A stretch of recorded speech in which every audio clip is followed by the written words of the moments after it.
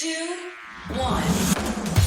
7 things you probably didn't know you need to know. I'm Jamie East, and this is the Smart 7. Good morning, everybody. It's Thursday, the 1st of September, and it's Ginger Cat Appreciation Day. And a big happy birthday to Zendaya, Barry Gibb, Lily Tomlin, and Gloria Estefan. 7. Even Her Majesty couldn't steer clear of the latest industrial action. That's just rubbish. Turns out the bins at Windsor Castle won't be emptied this week as it joined 62,000 households caught up in strike action by waste workers and GMB members in Windsor and Maidenhead.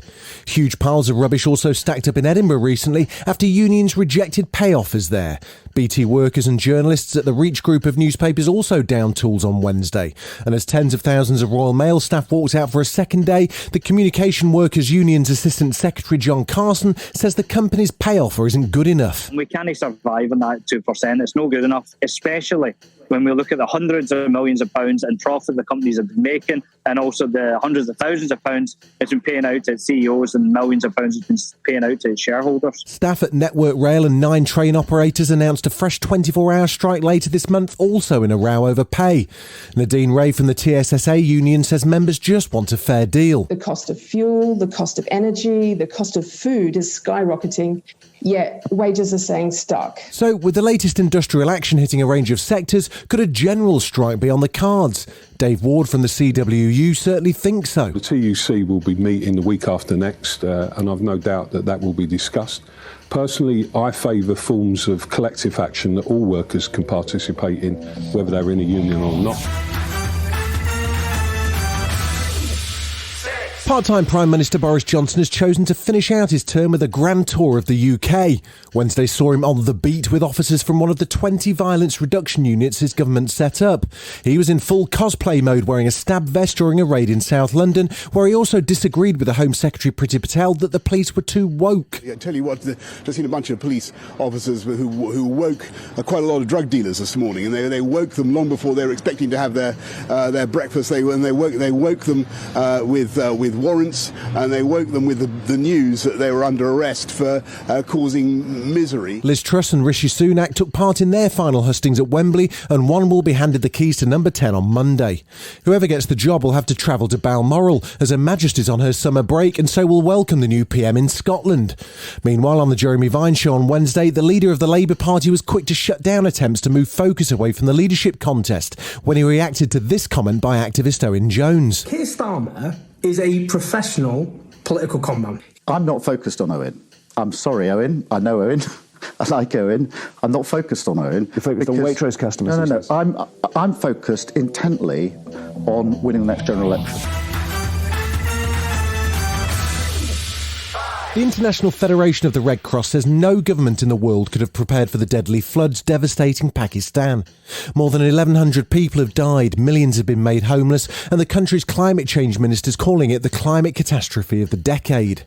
Abdullah Fadil from UNICEF says they haven't even been able to reach the most desperate people as roads are cut off, and children who are already malnourished will be badly impacted. The number of deaths will quadruple or maybe even be tenfold if we don't respond, because when the water stagnates, cholera, diarrhea, dengue fever, malaria, all of the waterborne diseases are expected. Fatima Faraz is a climate activist and says Pakistan's one of the countries worst hit by the climate crisis, and richer nations have a duty to help as they caused it. So people are facing its effects firsthand, and they do not have enough resources to cope with it. Donald Trump's classified document drama just keeps getting worse. Photos popped up yesterday of highly secret documents on the carpet of Mar-a-Lago.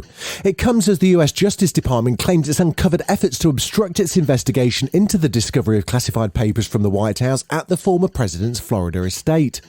Conservative attorney George Conway told CNN these findings have him dead to rights. Basically, they asked for the Justice Department to punch them in the face, and that's what the Justice Department did in this brief. As Elliot points out, they talk about obstruction. These documents were moved around from room to room. With charges of obstruction and potentially espionage on the way, attorney Andrew Wiseman warned Trump's lawyers to stop talking. I tell them you need to withdraw as counsel, and you need to get the best defense counsel you can possibly get. Still to come on the Smart 7, Serena just won't quit at the US Open, and Madonna reveals her greatest guilty pleasure. Right after this.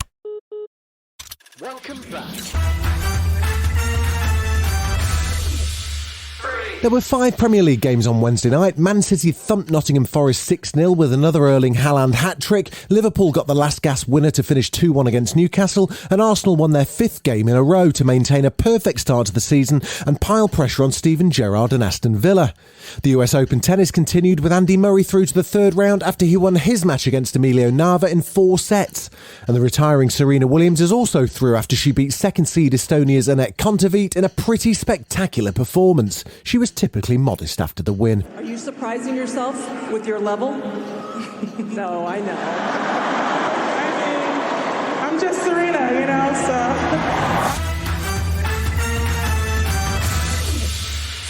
Madonna celebrated the release of her Finally Enough Love 50 number ones remix collection by answering 50 fan questions.